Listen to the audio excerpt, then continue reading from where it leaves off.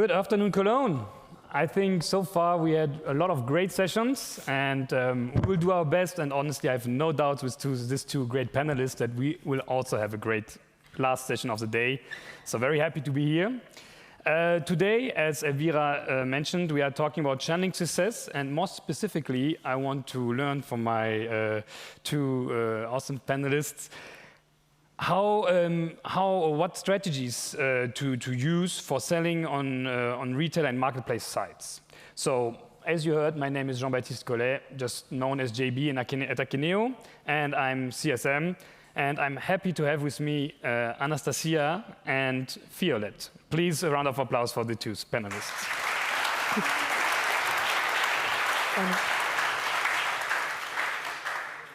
So, the goal is to hear their stories and learn from their experience. And so I would say, let's start with you, Anastasia. Please introduce yourself and tell us a little about your position, your responsibilities, and the company you work for. Thank you so much. So I'm Anastasia. I'm a product owner for fashionette. Fashionette is a luxury platform. We specialize in selling luxury and premium accessories like handbags, shoes, sunglasses, watches, etc. My company and my team are responsible for the user experience, starting from the customer entering the website until the checkout. And part of our responsibility is also the product data, including the PIM itself. Thank you very much. Violette, please introduce yourself. Yes, my name is Violette. I'm a brand manager at the company Smartphonehoesjes. Perhaps in Germany also known as a web shop called Handyhülen. I'm a brand manager, formerly also responsible for introducing and developing the Kineo PIM. And Smartphonehoesjes, we are a company where we say we want to maximize your mobile device. So we sell a lot of product in the scope of accessories for phone cases, but also in other categories like charging solutions, holder solutions, and that's what we do. Yeah, so very interesting panel with two completely different companies, right? Like one in the rather high fashion sector, the other high volume sector, I would say. So unfortunately, we couldn't see your brand images, but we will do without, I think. So you have picked us up there. But Anastasia, maybe you can tell us more about fashionette. You are a marketplace, actually, and so why did your company choose this business model? Yep. So we started to build a marketplace at fashionette in September 2023. For the marketplaces, we have the luxury positioning, and among our famous brands are Gucci, Prada, Yves Saint Laurent, Bottega Veneta. So we pay really close attention for the partners who are entering our platform, make sure that their products actually are a good fit for our business and for our customers. So when building the platform, we divided our partners in two types. The first one is the retailers themselves. Retailers have the similar business model as we do. They can be just as big and represented online, or they can be small niche boutiques that only have physical stores. They can also sell on fashionette as a platform. And the second type of the partner is the brands themselves. So the brands can enter a fashionette platform, list their products directly there, receive orders, and send them out themselves. And could you name some competition to be aware, like in what sector you are dealing with? Yeah, of course. So our direct competitors would be high-end marketplaces as well as Breuninger, Net-a-Porter, Farfetch, etc. But also we have a lot of indirect competitors and big players. In Germany, this is Zalando, for example, which we also cannot avoid without looking them as benchmark of the e-commerce in Germany in general. So that would be interesting. And last question, and then Violette, we come to you. What would you say is your key differentiator from this competition? Yeah, so the most important one, as we are just piloting as the marketplace, so we can really invest a lot into the partner relationship. So we would onboard the brands and retailers directly from listing the first products, enrichment the data, as well as already sending out the orders or processing the returns, etc. So this is the first one. The second one, I would say, is that we know our customers very well. A proof of that is actually that we have 70% retention rate for the customers. So when entering the fashionette as the platform, our partners also receive access to the valuable customer base. And the last one, but not the least, we, besides of knowing our industry and our customer, we also invest a lot into the data and analytics. We have a profound business intelligence department, so we use those analytics and data to make sure that we provide data-driven decisions. And in the future, we will be able to provide this data also to our partners, which is, I believe, also a great benefit for them to enter fashionette as a marketplace. Yeah, we know data is the gold of the e-commerce era, basically, Ross. Yeah. So very, very cool that you do that. Violette, thank you for being on stage. And maybe you can tell us now a little bit more about your company. So you are today selling on marketplaces, right? Mm-hmm. And tell us, why did you choose this way, this business model? Like we started, our company founded 12 years ago and really only started with our own web shops. We made a really efficient system to really be highly excellent in our operations. And this way we were able to really sell not very high priced product in high volume and be profitable as well. And what we saw during the years is that our customers also really started their journey in the search of products on the marketplaces. And as we are a really customer-centric company, we think we have to be where our customer is shopping and where they are moving. So that's why we started 7-8 years ago with marketplaces. I love that approach, right? And I think everyone at Kineo would agree of be there where your customers are. We heard 17 times they have in contact with your product before you sell them. So very smart. And today, I think you told me that you are using rather a 3P model. So just for everyone to explain, on marketplaces, either you sell to the marketplace and then they sell directly to the consumer. This is the 1P, or the 3P model, where as a brand you sell yourself to the customers and use the marketplace as a marketplace. And so you are following this strategy. Yep. And can you tell me why? What's the reason? Why did you choose that and not having a distributor in between? Yeah. As you can imagine, we are when you look at our average selling price, it's not really high, so it's really different from Anastasia. When you look at our marketplaces at the moment, our average selling price of a product is around 16 euros. As you can imagine, when you want to have a distributor in between and so on, it's like, also for distributors, but also for the marketplace, a really difficult business case. That's one thing, but also on the other hand, we are in a business where as you can imagine, I don't know how often you get another phone, but a lot of our assortment has expands after a really few months. The volumes really go down. So what you see also for other products is really hard to be. It's really difficult to be really successful when you get the products in stock. So you also see that also bol.com, they don't see the benefit of that. Especially when, as a company that we are really efficient in all our processes. We have next day delivery. We have a really good customer care service. So it's also for them not. Yeah, why would they do it themselves if we are able to do it really good for the customer? Yeah. Okay. Yeah. Makes sense. Interesting. Focusing on your key competencies, and so. Maybe you can share with us some numbers. I think I don't know if you mentioned already all the marketplaces you sell on, which countries you're on, and then numbers you want to share. How much is your share on marketplaces versus own businesses, revenue, whatever? Yeah, sure. So we have 3 web shops in 3 languages, so Dutch, German, and French. And we also sell our products in marketplaces in those languages. So in the Netherlands is Bol.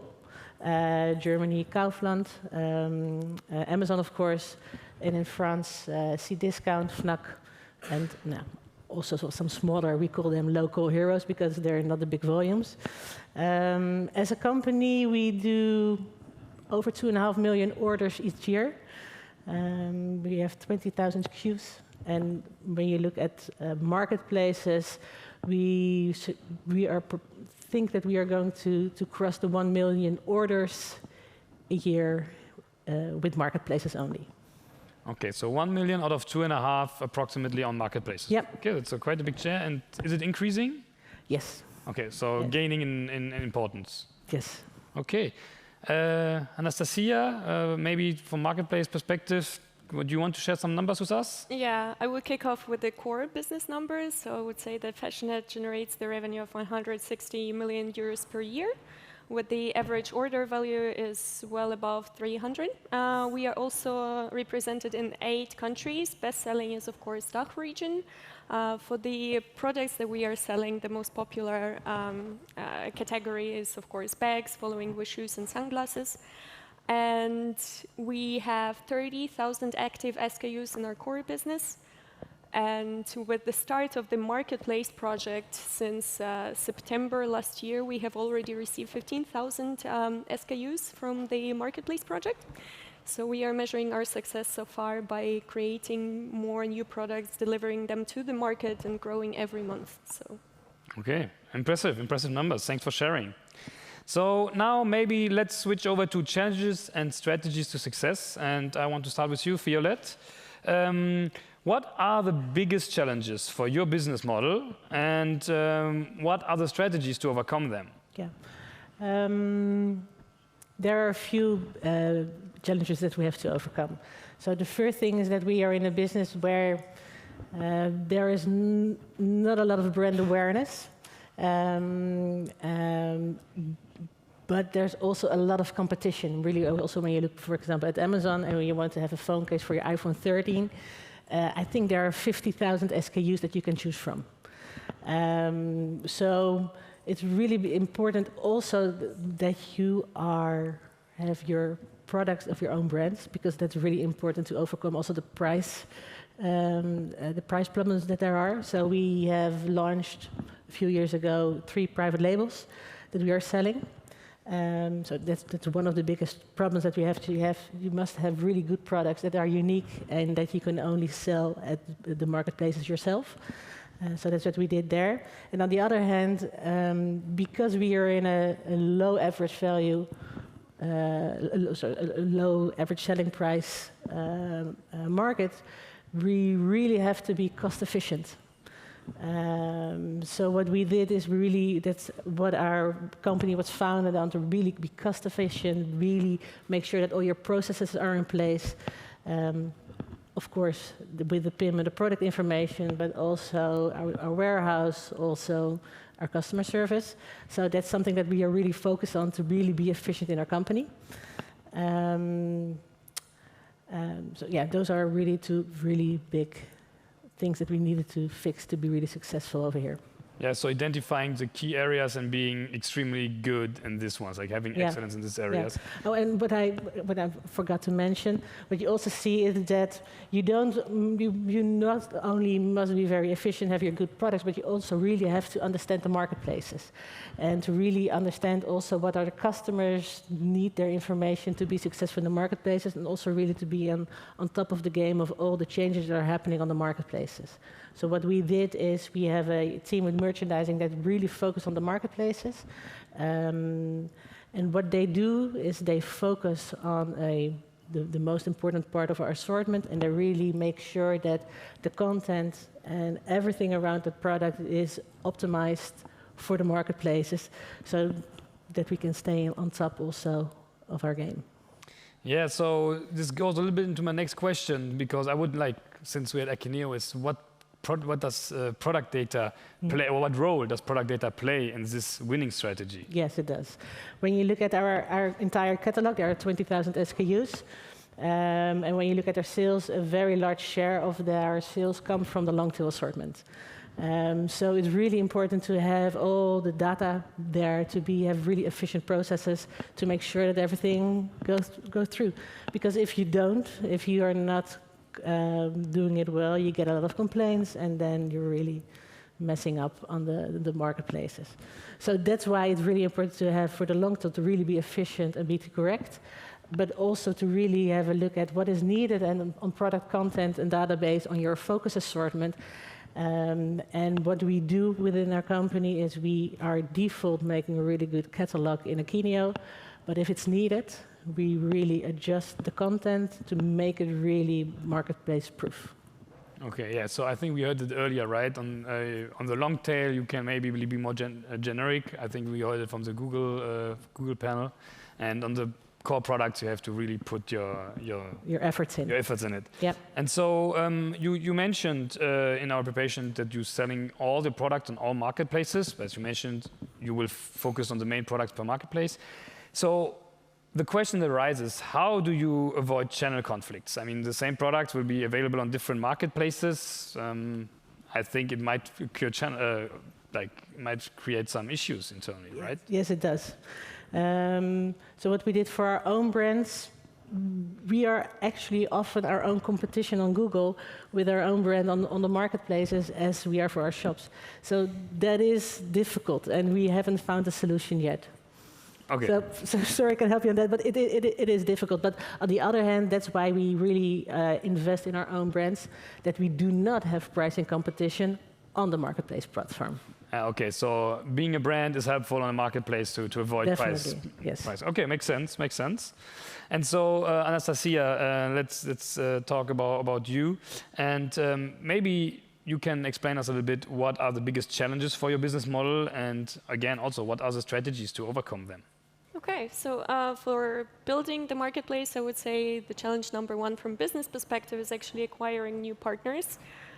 There is no clear solution about it, except that we have an excellent partner relationship department that are hunting for the new brands and making sure that we are selecting the best retailers to represent on fashionette.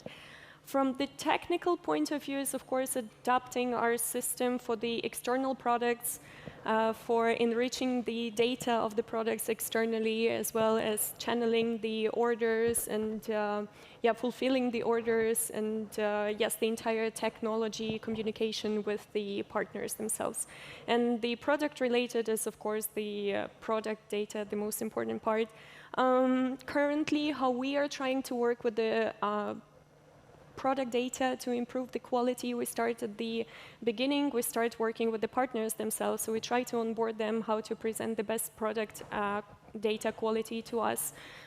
We also import the product data at the product creation stage if we have any available data on the on the partner side. We also built the enrichment API on our Akineo that we can also call on demand the enrichment endpoint, so we can always import additional information if that was provided by the partner. And eventually, the last stage is always its manual effort. So we receive the products from the partners directly to fashionette, enriching the attributes, but also taking out our photos or videos and representing the data on our platform. Okay, and so you mentioned already the importance of product data, but could you maybe elaborate more why, for you, from a marketplace perspective, it's so crucial? Simply because having a sufficient product data enables the products to go live to the market much faster.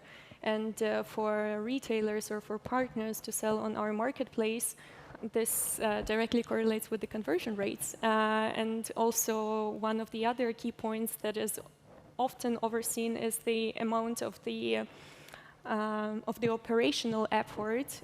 If you provide the poor data quality behind that, you have tons of email communications, hundreds of files shared, instead of providing the good quality data from the beginning. Okay, so sounds familiar. I think a couple of people here can relate to that. So I want to speak with you, Violette, about one marketplace more in specific, because it's a very important one for us here in Germany. I know, not in the Netherlands. It's called Amazon. Don't know if you heard about it, but maybe from your experience, you've sold. You are selling on Amazon. What are the pros and cons of selling on Amazon? Yeah. We also have Amazon in the Netherlands as well, but it's not the biggest thing. Okay, it's sorry. What you see when you look at Amazon, I think the biggest pro that they have enormous amount of traffic, an enormous amount of customers, and especially also in Germany, it's a starting point of many customer journeys when you're looking for a product. The unfortunate thing for us as a company is when you are not in a segment where brands are important for a customer, it's really hard to make sure to get on top of all the listings. For us as a company, it's really expensive to be on top of the listings, especially within our assortment, where there's a lot of change in the assortment, and you cannot invest in a product to get your position and then use your investment for the upcoming 2-3 years. So that's the biggest con for us to sell on Amazon. And from your experience, I think you already touched it, but maybe more in detail, what would be the winning strategy or strategies? Maybe you have several ones you can think of on Amazon. Yeah, but you see, it's really it is with the high competition. It's really expensive to get a top position on Amazon. So I think it's really important that you have the correct product with the good margin on it, and also to really invest in your brand and make sure that you are well known for your brand to be sold of the product. And on the other hand, as in every marketplace, it's so important to really be excellent in your content. I think that's one of the things that you can make a difference in. Okay, yeah, well, thank you a lot for your insights. And Anastasia, from your perspective, I think we do have suppliers here in the room, and so you're on the marketplace side. If there's one advice you would give to any supplier to be more successful on a marketplace, what would that be? Or maybe you have more than one, but if you have to pick one.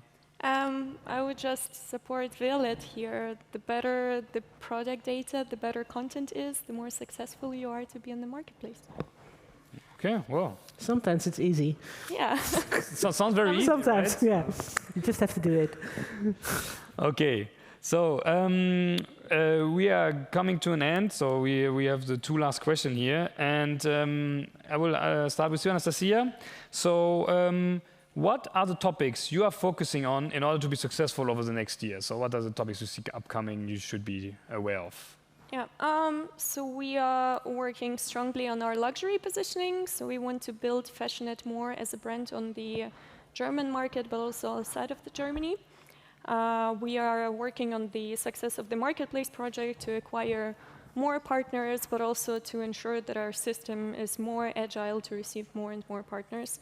We are trying also to work on targeting also the younger audience to grow our customer by the time that they will be able to purchase from fashionette. And the last one, I would say, maybe utilize all the tools available in Akineo. That also could be a good objective for the next year. I like that. I think your customer success, I will tell that to your customer success manager. It's not me, by the way, in this case. And Violet, what are for you the topics you are going to focus on over the next year? Yeah, I think we can separate those in 2 things. The one thing is that we are really working within the categories in our company. So what we are doing, as I mentioned, we have merchandisers that really work on the marketplace to really make sure that if you really know your customer, if you really know your category, then you can really improve the success of your products on the shops, but also on marketplaces. So that's one thing that we are focusing on, but that's actually within our current strategy. And the other thing is that because we have a really efficient system, not only with PIN, but also a warehouse and everything around it, we are really looking into targeting new marketplaces. And one of the biggest things that I think that is going to be successful, it's new because now you really have marketplaces that are started as marketplaces. But you see the trend, what's starting also with TikTok Shop in England and in the US, and probably soon also here in the Netherlands, where you see is that social media will start acting as a marketplace. So that's one thing that we are really going to focus on in the coming years. Okay, interesting. And last question to both of you, and that's actually also the question that is stated in the panel, and which we can all read up here. So, what your retail and marketplace teams need to know to win in the digital era? What would be your answer? Maybe start you, Violet. Make sure that you understand what the customer wishes on the marketplaces, and make sure that you have everything in place to be really efficient, to make sure that you can give them everything that they need. Perfect. I would say also know your customer 100%. Also probably back your decisions with data and excel with the product experience. Perfect. Well, I would like to show you the key takeaways, but unfortunately, it's still not working, so I will read them out loud. So our key takeaways of the sessions are: make sure your path to market align with customer demand. We've heard it's very important to know your customer and to deliver the products according to your customers' asks. Then, and it's something we just didn't say today, but you said in our preparation, and I loved it, so I wrote it down: content is king, no matter what your product is. So it's something, also marketplaces still very valid. But as you say, it doesn't matter if you sell a product of 10 euros or over 300 euros. Content is the common thing that needs to be fixed and it needs to be good. Yeah. Couldn't agree more. Then, I think this, we've heard from both of you, be excellent in every key part that is important for your customers and your business, right? This is where you should focus on. Then focus on products that perform best on the marketplace and optimize their content. I think also here it was funny, like very different business model, but agreed on a lot of things. And last but not least, establish as a brand to avoid the pricing game. So this would be the key takeaways we would like to give you, and thank you for listening. Thank you.